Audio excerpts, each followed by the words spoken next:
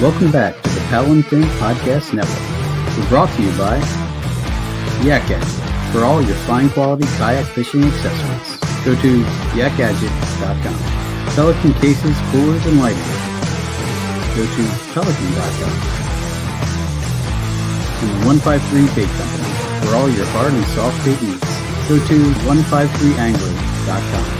So join with me as together we dive into the tips and techniques that will help make us better anglers out on the water. Welcome back, ladies and gentlemen, to Paddle and Fin. I get the honor of kicking off the 2022 podcast year for Paddle and Fin. So the Best Fishing for Noobs show gets to kick everybody off. So I'd like to welcome everybody back for hopefully, I know Paddle and Fin is going to have a lot of amazing things coming this year. I'm super psyched to get everything kicked off again. You know, we had a nice break there over the holidays, but we're back ready to dive into tons of topics this year. And last year, kind of in the fall, we asked you guys for ideas for shows. And one of the ideas that kept getting sent in was talking about drop shotting, specifically sometimes for smallmouth bass. So, you know, while I was researching that topic, I kind of dove back into some of our past episodes, looking at guests and stuff.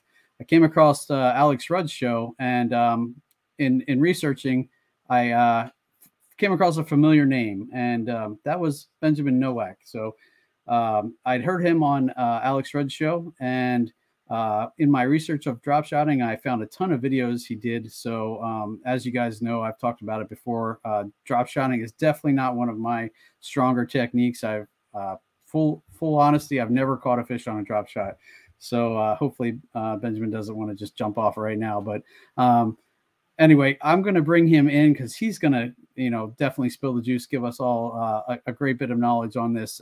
Hopefully help me up my game and get some confidence in throwing the drop shot. But before we get into all that, I'd like to just bring him in. So Benjamin, welcome to the Bass Fishing for Noobs show. What is going on, man? I'm excited to be on and appreciate, you know, having me in here to talk about drop shotting and whatever else we come up with. So. Yeah, dude, I'm looking over your material that, you know, this might be a reoccurring guest because you got tons of knowledge on a lot of baits, you know, especially I'm, you know, right smack dab in the middle of winter fishing, and, you know, it's definitely a slower time for me anyway, but looking forward to, you know, maybe picking your brain in the future on some of those other topics too. We'll see where we get to tonight, but for starters, I figured I'd, you know, for the folks who haven't heard you or don't know much about you, let them know who you are, where you're from, kind of how you got into fishing. And, you know, you know, you've been on Red's show, obviously, a ton, yeah. But kind of a little bit maybe how you got into that. Yeah, for sure. So I'm from Michigan, right? And the way I met Alex and I are best friends, but we actually met on YouTube. So I post some videos out cranking for smallmouth, and he commented on it probably 5 years ago now. And we just started talking and texting, and now we're on each other's shows and on each other's channels pretty much all the time. But yeah, like I mentioned, I'm up here from Michigan, so we have a lot of smallmouth. We actually have really, really good largemouth fisheries as well. And I'll touch on that a little bit with the drop shot too, because I think it's one of those baits that's a little bit underutilized for largemouth. But really my focus is Great Lakes smallmouth, Glacial Lake smallmouth, and I guess even river system smallies. So yeah, I mean, that's a little bit about me, and kind of what I do, where I'm from. And okay. Yeah. You've been fishing your whole life, kind of, pretty much? Yeah, so I got into fishing at a pretty young age. My parents and grandparents all fished, so they took me out, and we just kind of fished for anything, right? Like pretty much like a lot of people got into it. You just go out with your family and you just target whatever you can catch, whether it's bluegill, whether you catch like a catfish or a crappie, whatever it might be. And I kind of got out of it. Like I had this goal in my mind that I was going to be a professional hockey player. Now I'm 5'6", so like it doesn't work out that way. And I got back into fishing at around 17 or 18, and pretty much have been going really hardcore bass fishing for about 10 to 12 years now. Okay, cool. And I know Alex likes to fish from kayak from time to time. Are you mostly boat, or are you kayak as well, or all kayak? I got into the kayak thing a little bit. I struggle, man. Going into a kayak is a totally different world than anything else, right? You have to adjust your presentations and adjust, you know, the things that had worked for you in the past, basically down to every bit of gear, right? So I'm mainly a boat guy. I dabbled with kayak a little bit, but it just wasn't for me. Like the lakes that I like to fish, it doesn't really kind of fit that style. I like to fish the Great Lakes a lot, and I just don't feel comfortable in anything less than like a fiberglass or a tin bass boat. Right. When you get into that big water like that, it definitely can be intimidating in a tiny little kayak. So I definitely feel you there. But drop shotting. What when you're looking at a body of water, what makes you think this is going to be a good place to drop shot? The way that I actually got introduced to it was I was fishing an FLW Ever Start tournament, which was what the name of it was, I don't know, 8 years ago. And I was fishing with Brandon Coulter, who's now a touring pro on Lake Champlain. And when you start to think about Lake Champlain, you start to think about those deep, clear bodies of water. You have a lot of smallmouth, tons of offshore cover, and just areas that fish can hang out, right? Like, so typically what I'm looking for when I'm drop shotting are isolated areas, like small patches or small areas where fish can hang and roam out, and like just basically staging spots. The last thing that I want to do with the drop shot is like cast that bait out and try to search for fish with it, because you can probably pick up some fish and you can get a couple bites, but to actually be efficient with the technique, for me, it's a real target fishing bait. So the reason I bring up that experience of how I got into drop shotting or how I learned about the technique was because you start to look at these lakes, and the characteristics I'm looking for are lakes that have specific targets or specific areas that fish can stage and hang out on. I'm not typically going to go on an expansive flat and just throw a drop shot and pray I get bit. So I'm really using it as like a target fishing bait. Another really good application for drop shot, though, is like around very isolated pieces of cover. So that could be a grass patch, that could be a rock pile, which are pretty standard areas, but dock posts. And this is kind of where it's going to come into the largemouth thing too. I actually like to fish around docks quite a bit with the drop shot, and this is also really effective on river systems. It's like fishing really shallow cover, down logs, down trees, and just flipping a drop shot on there. And you're going to kind of adjust your presentation and your gear a little bit, but essentially what I'm trying to get to is it is a very target specific bait. And so anywhere that you think to yourself, okay, there is a specific target I know fish should be on, whether it's an offshore spot, whether it's, an isolated piece of cover, a drop shot can play.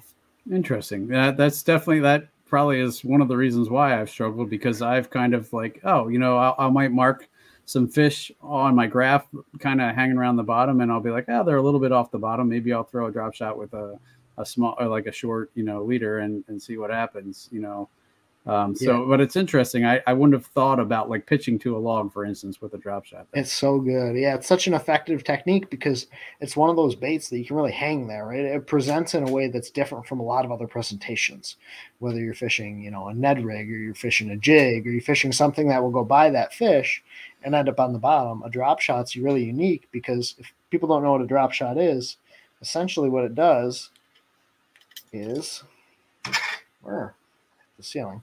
Essentially what it is you have your hook and then you have a weight below your hook. So it suspends that bait off the bottom. And what it does is it hangs that bait in the fish's face. And so as opposed to a lot of techniques that want to go straight to the bottom, this bait actually has, a gap between the bottom and the bait. So it'll hold that bait there, presents it in a really unique way.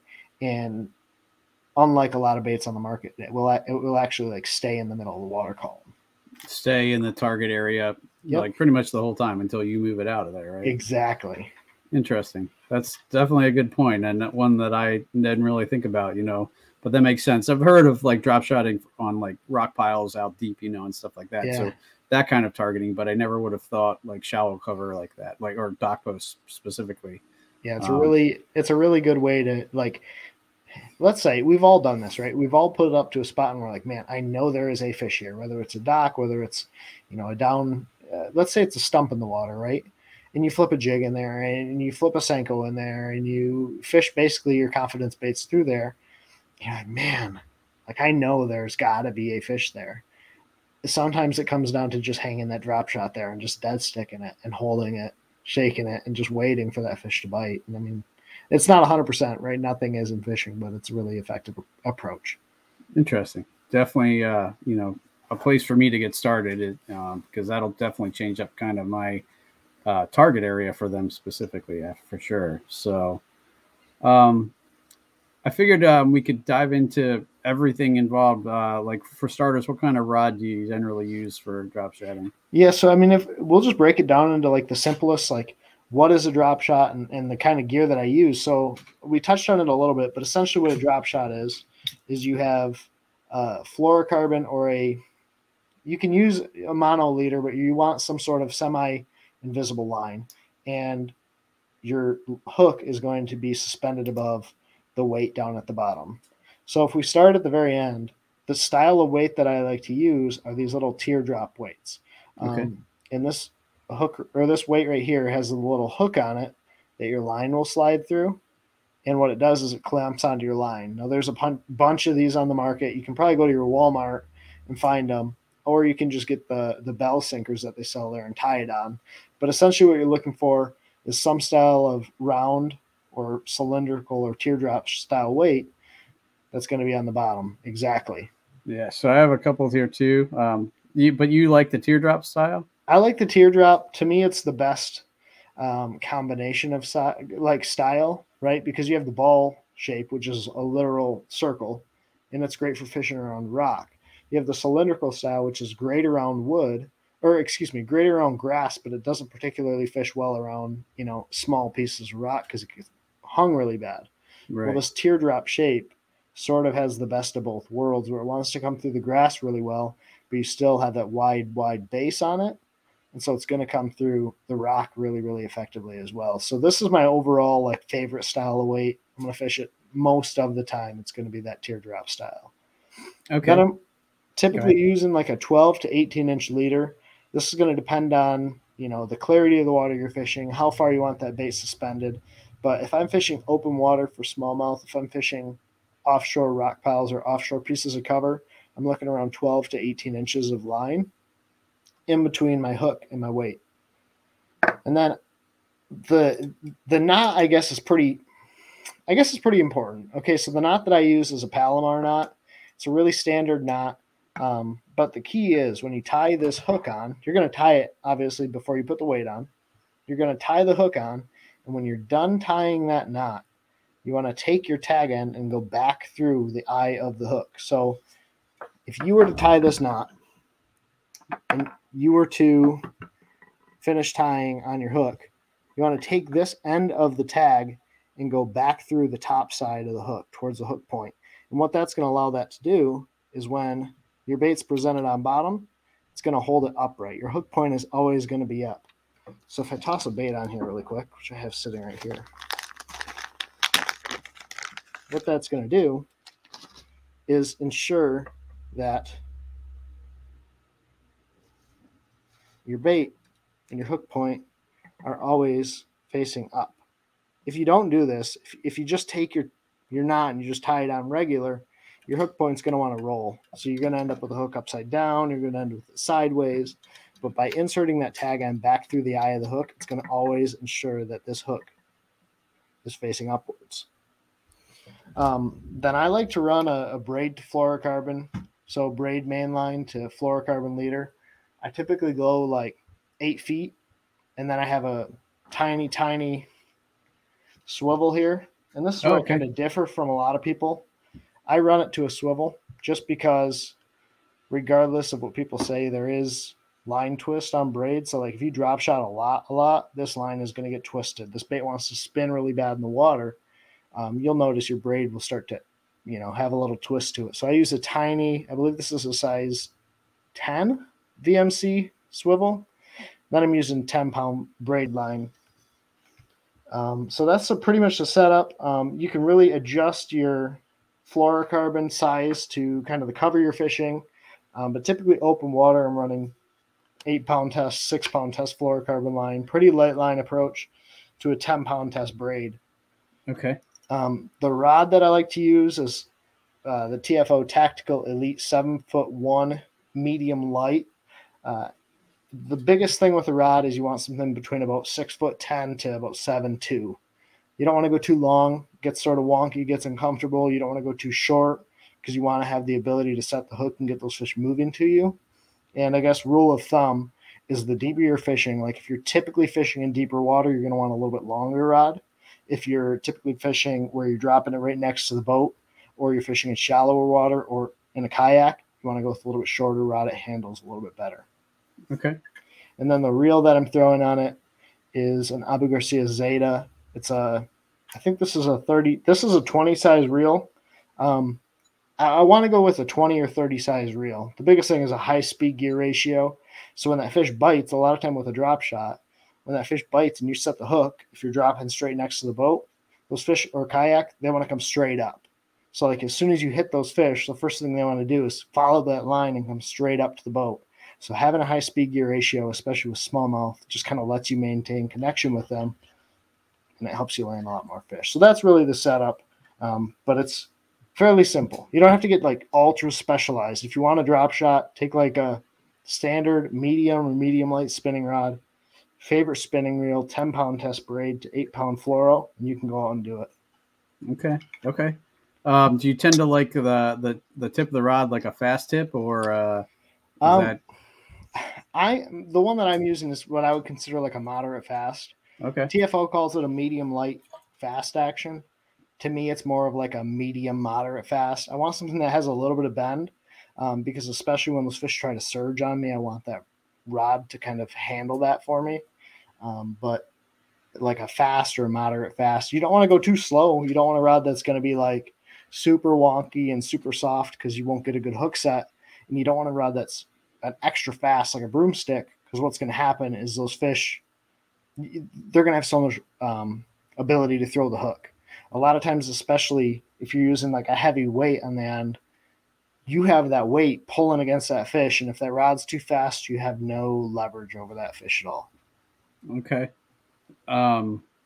Speaking of weights, what's your kind of go-to? I guess it probably depends on depth. That's a good question. It does depend on depth. I would say my most common size weight is 3/8 of an ounce. Like if I'm fishing around 10 foot or deeper, I'm going like 3/8 of an ounce. If I'm fishing less than 10 foot, I would say like, it's going to depend on the wind too. I just want to maintain bottom contact, but not have a weight that's like a bowling ball. Like I don't want to drop that thing and have it like sink super fast. So you want to go with the lightest possible weight you can get away with, but maintain bottom contact. And so like if I'm fishing around 10 foot of water, it's going to be a toss-up between a 1/4 ounce or a 3/8 of an ounce, depending on what I can use to get away with actually maintaining bottom contact. Kind of the thought on that is the lighter weight you use, like if you downsize the weight, your bait's going to have a lot more action, right? So your bait's going to actually be a lot more lifelike. You're going to get more bites. But if you're not maintaining bottom contact, a lot of times your bait's kind of having a ton of movement down there because you're coming up off bottom, and it's just making your bait act maybe not the way it's supposed to down there in front of those fish. So just use a weight where you can maintain bottom contact, and that's going to be like the key for you. Right. Okay. And that, like some of the I live about 15 minutes from the Susquehanna River, so I fish a lot of current. And I was thinking about this kind of before we got on about how the drop shot works in current, because a lot of times I picture it as, like you said, dropping kind of straight down on them. Yeah. And in current, that isn't always the easiest way, or it isn't an easy way to fish, because it's super interesting, especially with a drop shot, right? Because you have so much ability for that bait to move naturally down the river. So a lot of times when you're fishing in super heavy current, especially out of a stationary position, right? Like if you're on the bank, or you're maybe, let's say you're anchored off in your kayak, right? Mm-hmm. But there's enough current where your bait can naturally move down a river. You want to have that bait match the current speed. So like take a weight that will have movement along with the same pace as the current. A lot of guys do this on the St. Lawrence. That's why drop shot weight is so key out there. But super high speed current positions, you don't want a weight that's literally getting snagged in every single thing it hits. A lot of guys think to themselves, man, I want it to get down super fast. Well, if it gets down super fast, you're now hitting and you're dredging the bottom. You're hanging up your weight a lot. Your bait looks weird because it's not moving the same speed as the bait fish that are coming down the stream, right? Mm-hmm. So it doesn't match what these fish are normally seeing in their ecosystem. So use a weight that allows your bait to naturally move along the bottom while still maintaining contact. And then inversely, you don't want to go too light of a weight, right? Like you want to be contacting bottom. You don't want it washing down down the river. Okay. Yeah, that makes sense. So it's like, it sounds super hard, but like if you take the time to just understand, like, I just want to barely touch bottom. Like I want to be able to feel bottom, but I don't want it to be like dredging bottom. Then you're pretty much good. Are you a tungsten guy or not? No, it doesn't matter. Okay. I'm not at all, just because I go through like so many drop shot weights. Tungsten's so expensive. I guess if I'm fishing like a sand bottom, an area where I'm like, I specifically need to know where it transitions sand to gravel, like maybe that makes a difference to guys. And if I'm fishing on like a super big tournament trail where like maybe I need to know this is my sweet spot, like in this exact spot, it makes a difference, but not for me. Okay. And I know some of the weights have that weird little clip at the top that you kind of just put your line through and pull it so that if it does get stuck, you only lose the weight. Yep.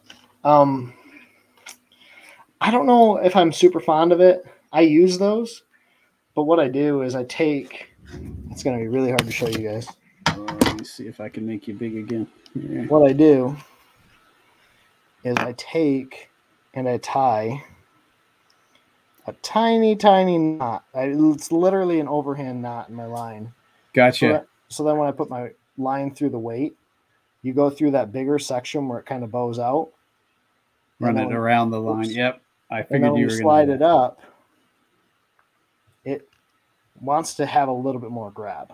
If you don't tie that knot in there, you'll lose so many weights. You'll go insane. Every single time that you go out and you catch a fish, you'll see your weight sling like 80 feet. And you're like, oh, there goes another one. But this keeps it on pretty good. Just a tiny overhand knot. And, yeah, that's a good idea. I mean, there's a lot of times where I'll tie mine anyway, just even through that hole. And but that's an easy way to do it. Just tie the little loop, run it through and around, and bam, and it's removable at that point, so you could change weights if you needed to.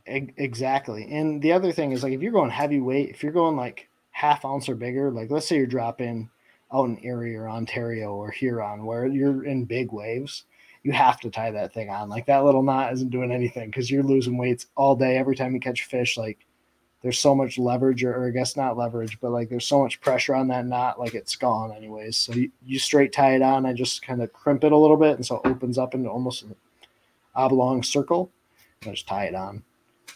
Okay. And another thing that I was curious about, the little tiny swivel at the top, you just basically run then your fluorocarbon is basically from your pretty close to your rod tip, I would imagine. Yeah, it's literally about a 6 to 8 foot liter of fluorocarbon. I mean, it's maybe 2 inches from the top. Gotcha.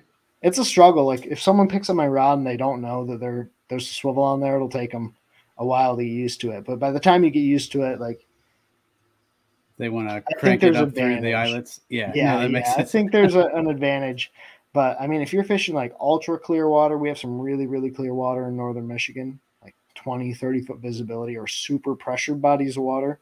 I think it matters having a super long leader. Maybe that's when you go to your standard setup. But for me, like normal clarity waters, if they don't see like the braid, the 150 foot of braid that's out there, they're not going to notice that, extra 3 foot that I don't have on there. So that's kind of my philosophy on it. That makes sense. Let me think some other questions. We want to talk about baits real quick. Yeah, let's do it. I keep it pretty simple. Like I don't like to get too crazy. We can dive into colors a little bit, but there's 2 baits that I really, really like to throw. The first one, obviously, is the Max Scent Flatworm. This is so well known by pretty much everyone in the drop shot community, but it's a really normal shape. Okay, so it has your standard like drop shot style shape where you have like a pretty bulbous body, and then it tapers down. You have a tapering section that comes out to a tail. It's got a flat bottom, so when you rig this bait and you rig it flat side down, it's going to have a pretty natural movement, and it's basically neutrally buoyant, so it stands straight out off your hook. But the key to this thing is the scent in this bait. And when you're fishing around smallmouth, I would argue the scent Other than like visually them being able to see the bait, scent is like the #1 factor, and that's what separates a lot of drop shot baits, or max scent from a lot of drop shot baits, is because of that additional scent. But the other one that kind of gets overlooked from Berkeley is the hitworm, and I would argue, to me, this is actually a better drop shot bait than the flatworm. It just doesn't get the love because it's not intended as necessarily a drop shot bait. Okay. It's a little bit larger profile. I tend to bite it down maybe about a ½ inch. So it's about 4 inches long in total by the time I bite it down. But it's totally round. It's more of a shaky head style bait. So it has a lot of movement. It tapers down a lot more. You have a round bulbous tail. So it has a lot of movement, and it's a little bit different shape than what a lot of guys are throwing. But again, it's a max scent technology. So it's super, super smelly. Maybe not to us, but when it's down underwater, there's this giant dispersion cloud, and that's what I'm looking for, is bait that smells terrible, that fish can really key in on. Okay. Now that, and how about buoyancy? Is that, I know some baits are obviously like, Z-Man floats a ton. Some baits don't float as much. I don't really focus on buoyancy a ton. Like, I'm not going to use a super heavily salted bait. Like, I wouldn't want to use like a 5-inch Senko, but I know guys that smash on like a 3-inch or 4-inch Senko, and a lot of times they'll rub a lot of that salt out. I think because of the way that it is set up, where you can adjust the buoyancy of the actual rig by the tightness or tension on the line, like it doesn't necessarily matter as much. But if you're going to be dead sticking a bait, having a bait that's neutrally buoyant or buoyant is going to make that bait stand straight out off your rod, or it's going to give it, a nose down look in the water. And I don't think either one's bad. You just don't want a bait that's, when you're dead sticking on slack line, going to sink to the bottom. It really defeats the purpose. Right. That makes sense. Speaking of dead sticking and stuff, that kind of made me think about the different ways that you work it, whether whether you're hopping it a little bit, or how much action are you imparting generally, obviously, or it might vary?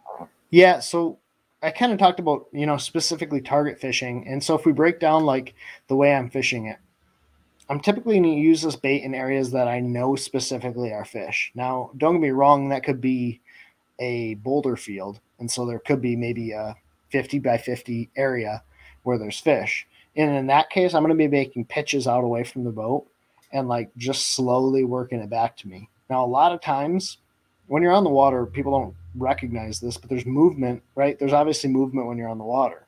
I don't typically impart a ton of action. Like, I'm not shaking my rod really hard.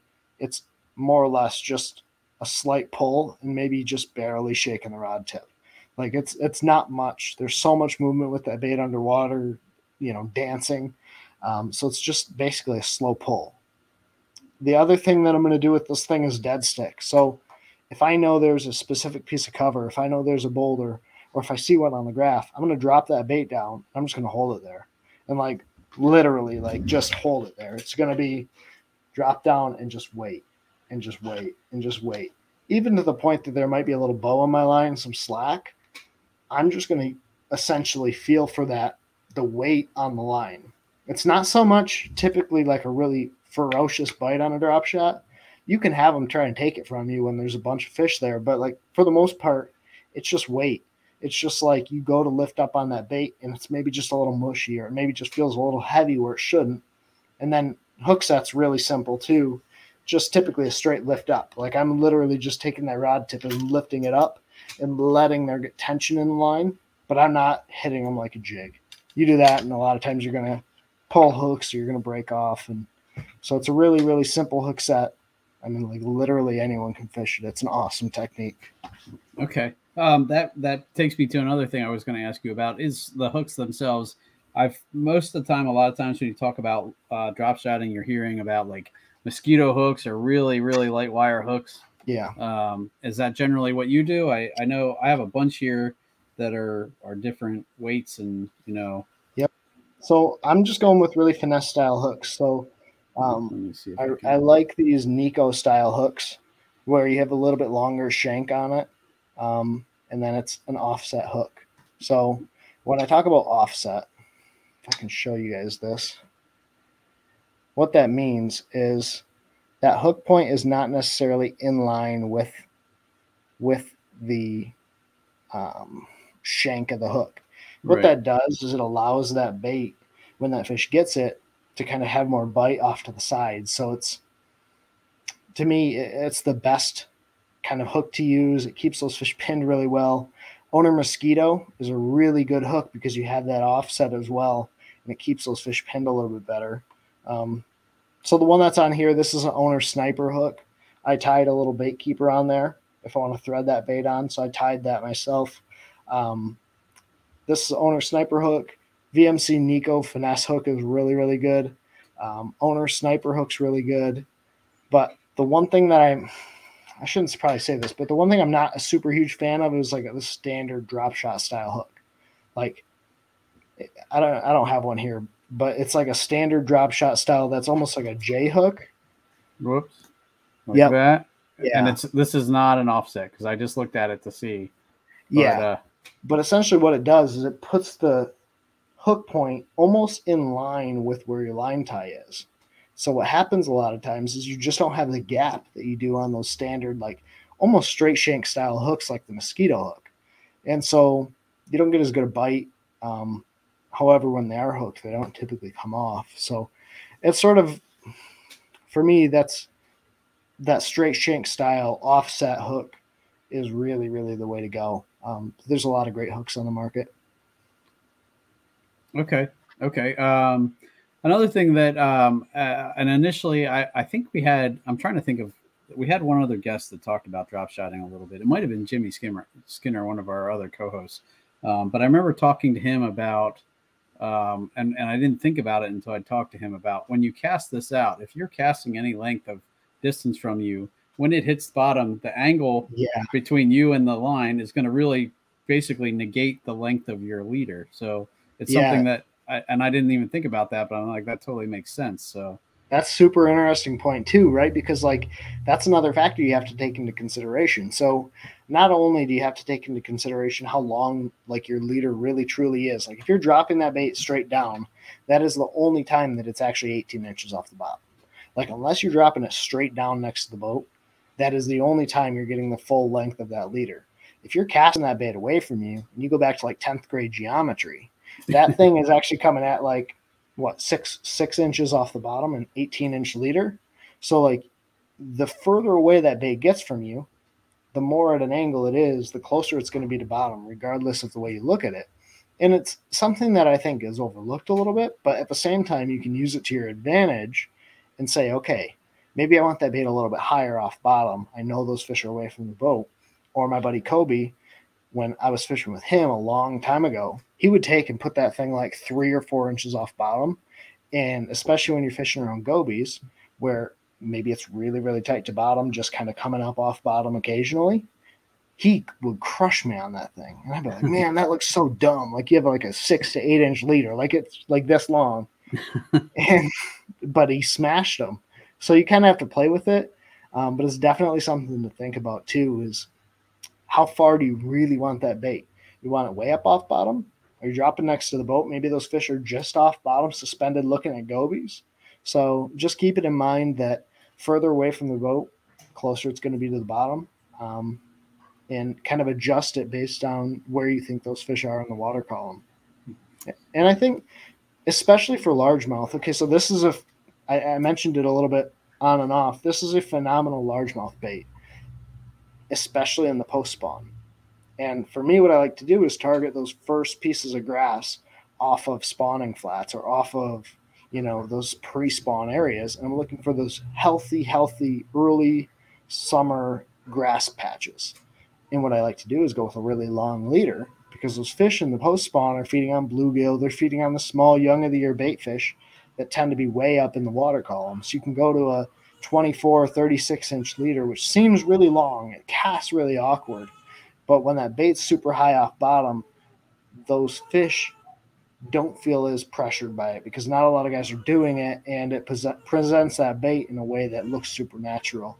And it just straight out catches them. Like, it's a great technique that I think it's overlooked, especially for largemouth.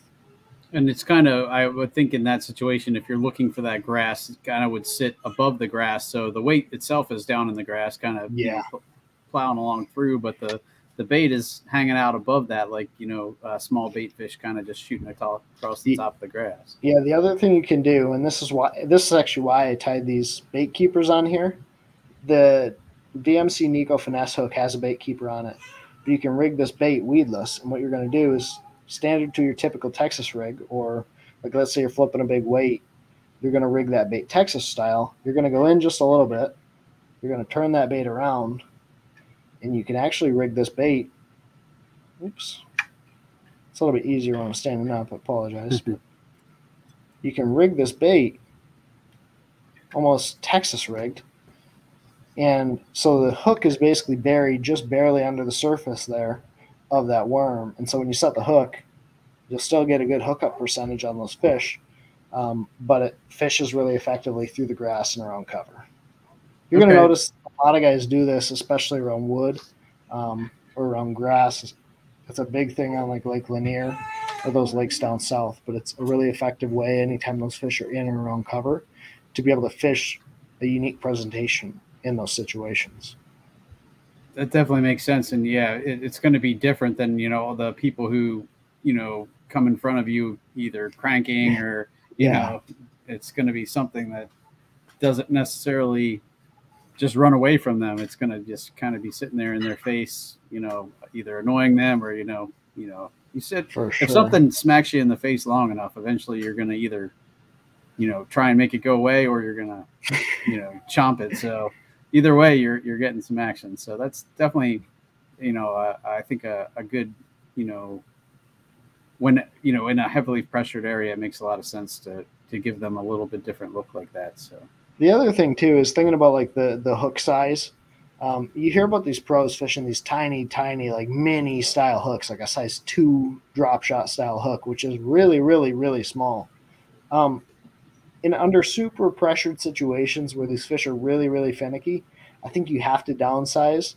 But the rule of thumb is like the more action you want your bait to have, the smaller hook you want to use on it.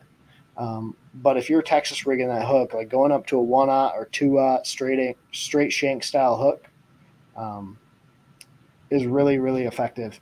Or if you're going to thread this bait on, like if you're going through a ton of baits nose hooked, if you're going to thread this bait on, you might want to go to those baits or those a little bit bigger 1 or 2/0 style straight shank hooks, because it's going to set that hook further back in the body of the bait. So kind of we'll talk about rigging methods of baits too, because I think this is kind of unique or kind of interesting. My number one way that I'm going to rig this is nose hooking it. So the way a lot of people like to nose hook is literally almost like they're wacky rigging a bait. They'll go all the way through that bait, right? So they'll just go straight through. The problem that I've noticed that I have with this is that your bait has totally free action to swing around this hook. So what will happen is either this little chunk of plastic is going to get balled up on the end of the hook, like that right there, and you're going to miss fish, or this bait is going to get spun around, and you're going to end up with your worm tangled around that hook.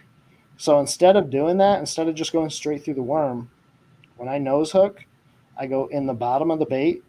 I wish I could show this. I go in the bottom of the bait and then out the nose. Okay. So it's still nose hooked, right? Like it's still coming out the nose of that bait. You still have a ton of action, but it can't rotate on the hook. Gotcha. So if I'm fishing open water situations, this is the number one way I'm going to fish this thing. You get the most action out of your bait. You're going to lose a lot of baits, but I think that's going to happen regardless. You're fishing really soft plastic. And so that's going to happen. The other way is that threaded way that I just talked about, where you literally thread it straight on the hook point. And so if you want a bait to last a long time, that's going to be your best option, and then the Texas rig. But for me, just nose hooking that thing, going through the bottom and coming right out the nose of that bait is going to be my number one way that I'm rigging a drop shot bait. And that's interesting because, I've heard that, nose hooking on a drop shot, but I imagine a lot of people make that mistake and actually come out the top of the worm like that. And it makes a lot of sense. I don't think it's bad, right? Like people are going to do it. They're going to have a lot of success. But that one time that they come back and that bait's balled up after getting a fish to bite, they're going to be like, oh man, like how do I prevent this from happening? And I don't know if it was Brandon Pollock or Aaron Martins or who it was, but someone was like, just go in the bottom of the bait and come out the physical nose of it. And then it's fixing that bait out. I mean, just you can't turn it entirely around, and so it can't get hung. That makes a lot of sense. And, just start off doing it that way. And then, every time it's going to come back the way it's supposed to. So, or if it comes back. Yeah, if it comes back. Hopefully it doesn't. Okay. I'm trying to think of some of the other questions I had. Drawing a blank, but I know we talked about a lot of the baits that I had have that bulbous tail. This is I have the Biospawn that has that bulbous tail. A lot of them do have that flat edge, and that flat edge always goes down pretty much. Yeah, for the most part, for me, that flat edge goes down. I would say when you're looking at drop shot worms, I mean, the two that I showed are max scent, right? Which I'm partnered with Berkeley, so obviously I'm a little bit partial to it, but there's so many really good shapes. You just want something, especially for smallmouth, that maybe is a little bit smaller body profile. I would say between 3 to 4.5 inches in length. But don't be afraid to go bigger. Like, don't be afraid to go to a Zoom Z2, which is like a pretty big body bait, and it's super, super popular for drop shotting. It's a large. It's not Zoom. I'm sorry. Z-Man Z2, Strike King Z2, the Z-Man Streaks. It's basically a fluke style bait that has a really big body profile. And so if you're fishing around shad or you're fishing around alewife feeders, that big style bait will catch a lot of fish. You just have to adapt your hook and your setup to kind of match the size of the bait. So get creative. Like, there's so many different baits on the market. The Jackal crosstail shad, like, there's just a lot of really good baits on the market.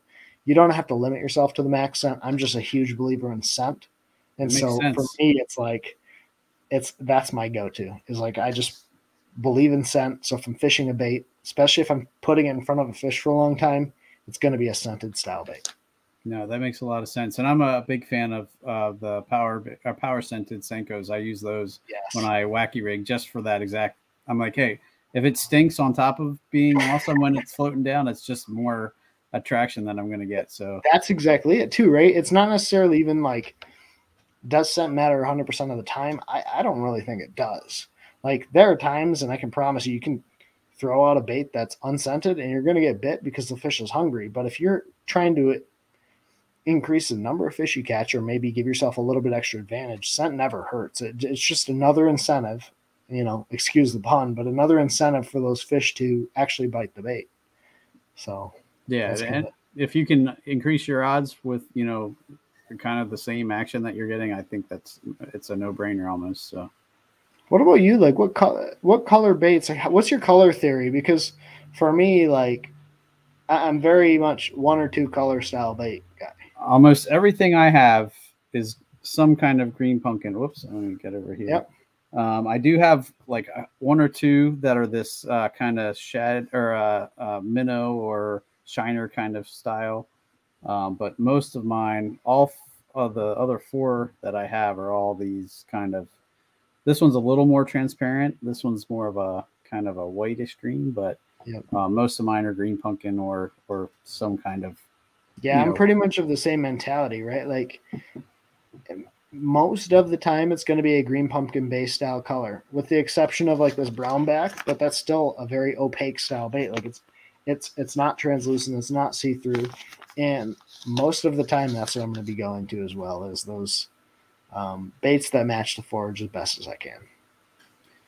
Is there a time when you'll put away the drop shot, like in heavily stained water, or is that it seems like a visual kind of bait? So it's a super visual presentation. So anytime the water gets off colored relative to normal water clarity. So if I'm fishing like stained water that is always stained, I'm not afraid to throw a drop shot. Those fish are so in tune with that style of water. But if I'm fishing, let's say I'm fishing a body of water that has 3 foot normal visibility, and now it's 1.5 foot or it's 6-inch visibility, a drop shot's not going to be a technique that I have a lot of confidence in, because those fish need to know that it's there, and they need to know that that bait is in their presence, and I don't feel like a drop shot's effective. Like there's typically no sound or limited sound, and it's just not a great bait to draw fish to that thing from long ways, unless you're in really clear water situations.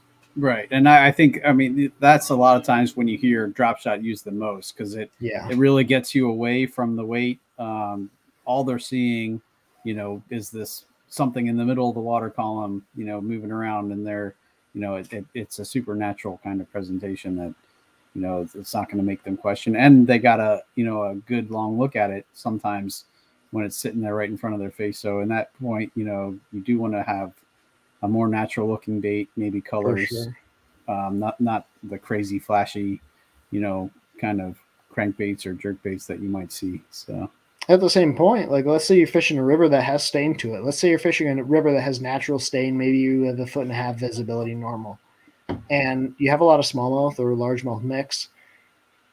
You can actually change your line size to match what you're fishing. So you could put this bait and put it on 10-pound test fluorocarbon or 12-pound test fluorocarbon as your leader, because all that's going to do is improve your hook to land ratio. If you can get away with it, I obviously think the lighter line is going to improve, the action of the bait, and in clear water, it's going to help you catch them. But if you're in dirty water situation, don't be afraid to upsize your line. Don't be afraid to upsize the bait. Don't be afraid to change your gear entirely and maybe throw it on a light bait casting setup and fish it around straight 10-pound test fluorocarbon, 12-pound fluoro, and fish it around grass. There's so many ways that you can actually adapt the drop shot to your fishing style or the areas that you fish, that I think it goes overlooked as like a super finesse style technique. And it can be, but at the same time, it can be a really effective power fishing technique that goes overlooked. And I think that's like a couple of years ago, Tokyo rig was all the rage, right? Mm-hmm. Which essentially was a piece of metal with your hook suspended above it and a weight below it. Short drop shot that guys were punching through. Well, I talked to a guy, Nick the Informative Fisherman, on YouTube. Yep. One of the baits that he fished on the Delta quite a bit was a similar style bait. He'd fish braid to his hook, and then from the braid, it would go down to his weight, and he would flip that and he'd punch it. Well, you can really take this and adapt it to anything you're fishing. Like, don't get stuck in this box that a drop shot has to be a super finesse technique. There's so many ways you can use this. And so use the concept to fit your style of fishing, and just understand why, having a bait suspended above the weight is effective. So obviously we're talking smallmouth, and typically that's light line, spinning rods, and smaller baits, but there's a lot of ways you can use this thing that's really cool. It's interesting you say that. Right before the show, I was kind of going through my YouTube playlist, and one of the things was Chad Hoover talking about the title of the video was The World's Best Bait or something like that. And he was talking about the Senko, and he was saying, I've caught my deepest fish ever on a Senko that was wacky rigged on the drop shot. And I was like, interesting. I know, wacky rigged on a drop shot. That sounds really weird, but he said he was fishing in 40 feet of water and wanted to get it down there, but also still utilize the action of a wacky rig. And so, I mean, yeah, dude, I forgot to talk about it. Wacky rigging a bait on a drop shot's really, really, really effective. Seth Fighter won on the Lax a couple of years ago, taking a 4-inch Senko, white Senko, drop shotting it wacky rigged. And the benefit of it, you still get the action of a wacky rig, but the only difference is that bait can now suspend consistently and be fished deeper. And so you're still getting both those side, tail, arms thing moving. But it's just such a versatile technique. I mean, any way that you can rig a bait, you can rig it on a drop shot. And it sounds dumb, but I mean, there's so many bait applications. You could even take, for example, and this is a really popular bait to throw on a drop shot, especially around current situations, is a small swim bait. Now, this is on a jig head, obviously, but imagine it's not. You can take a swim bait and rig it on your drop shot. What it's going to do in current is when that bait is coming through the water, this tail is going to have movement. It's going to look like a little swimming minnow.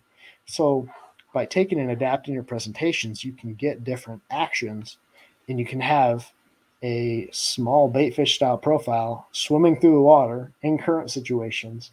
And it's just a really versatile approach and versatile technique if you allow yourself to kind of think outside the box. Right. Don't be afraid to mix it up and experiment, Yeah. worst cases, you're going to find the new perfect lure for your Yeah. area of body and, you know, crush everybody. And they'll be like, what the heck is that guy using? Yeah.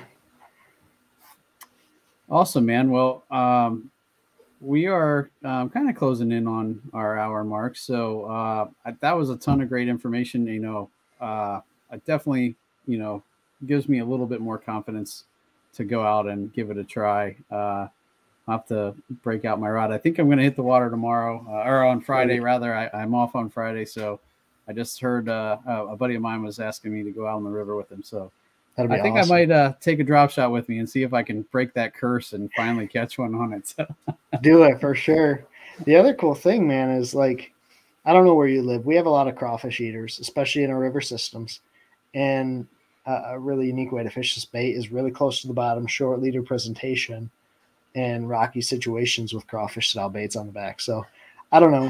When I think of Susquehanna, I remember some YouTube videos where guys were talking about TRD Craws on the back of a Ned rig. And yep. It's, man, give it a shot. Hopefully you catch some fish on it. I'm going to give that a try. Yeah, for sure. Awesome. Well, I figured I wanted to give you a chance to shout out sponsors. I know you mentioned Berkeley. It was funny, maybe a month and a half ago, I stumbled across the guy who invented the ghillie. Yeah. He actually came on the show. I was actually trying to get, he had the same name as another angler, and I messaged him. I was like, hey, you know, I saw this article that you wrote. And he's like, well, that wasn't me, but I am involved in fishing. And then lo and behold, he's the dude who invented the ghillie. So, or developed crazy. The ghillie. So, he was on the show, but yeah, you know, I've had a ton of luck with Berkeley baits in general. And, you know, he actually hooked me up with some ghillies, and I haven't got to try them yet, but I'm super psyched to get out there and throw those. So that's one of those baits that I want to learn this year. I think it's, you know, there's a lot of question marks behind the ghillie, right? I mean, there's some Japanese baits that it got inspiration from, and they brought it over to the United States and made it, but it's one of those baits that's super unique. You start to talk about match the hatch, and I think it's a bait that I've got in my hand a little bit, but I've never really put it in the water and fished it to its potential. So that's one of those baits I want to learn in 22. But no, man, I just appreciate you having me on. Obviously, Berkeley's a big partner of mine, Abu Garcia. Temple Fork Rods, they're a company that I've worked with for a few years now, and they're a really, really premium rod company.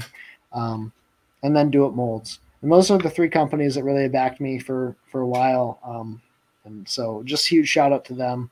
But if you're in the market for, you know, scented baits, Max Scent is really the deal. Like, it's not like a gimmick. Guys don't talk about it just because they're sponsored. Like, Max Scent is really, really good, whether you're smallmouth fishing or largemouth fishing. And I just encourage people to try it if they haven't.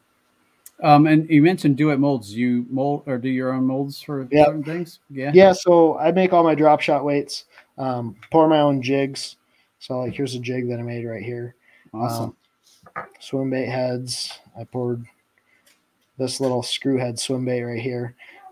It's just one of those things that keeps me busy during the winter. Like, we get froze over, so a lot of my winter is spent pouring baits, tying jigs, pouring drop shot weights, and so it keeps me busy. And it's I get to really customize things. So dive into and put exact hooks and make things to exact specification, which is really cool. Awesome. And how about social media? Where can folks find you? I know you have a bunch of stuff out there, so. Yeah, so I have my biggest one's YouTube. It's just Benjamin Nowak Fishing, or just Benjamin Nowak, and you'll find me. And then I have Instagram, TikTok, Facebook. But if you guys want to know anything else, like you have any questions about drop shotting, or you want to just get a hold of me and talk fishing, like I'm available on any of those social platforms. BRNowak_fishing on Instagram and Facebook, and then Benjamin Nowak on YouTube. But I'm pretty open. I pretty much respond to everyone. So if you have any questions, just feel free to hit me up. And man, I can't tell you how much I appreciate you having me on and chatting fishing. No problem, man. It was a pleasure. And like I said, I'm definitely going to have you back on sometime and pick your brain about some of those other topics. So that'd be awesome. I can tell, you and Alex both have that teacher aspect where you're really good at explaining things. So thanks, man. I just love fishing. Like, what it boils down to at the end of the day, like, if none of this existed, I'd still be going out fishing. And so I kind of came into the sport. Ike and Ellie had city limits fishing when I was 17, And I didn't even know what a bass boat was until then. So I came into the sport not really knowing like much about bass fishing in general, just came in pretty much green and started learning stuff on bassmaster.com and through the magazine. And over the past 10 years, now we've had the advent of YouTube, and I get the opportunity to share it a little bit. So if I can help someone catch more fish, like that's really what it boils down to for me, and I enjoy doing. No, I know exactly what you're talking about. You literally, I think a lot of the people who listen to the show are the same way. They, literally got hooked. You catch that first fish, and it's all over with. It's what you eat, sleep, and breathe. So that's right too, dude. I mean, at the end of the day, we all just like to fish and catch fish, and so I mean, if any way that we can give ourselves a little more advantage, we like to do it. So I'm the same way. Awesome, dude. Well, thank you again so much for coming on. It was definitely a pleasure having you. Tons of great information, and look forward to having you on again. So thank you so much, man. All right, guys. Thanks for tuning in. Hope here's to a great 2022. And this has been the Bass Fishing for Noobs segment on the Paddle and Fin podcast, where we bring you the techniques, the tricks, and the tips to help you rip more lips. Have a good night, guys. Thanks for tuning in to another killer episode on Paddle and Fin.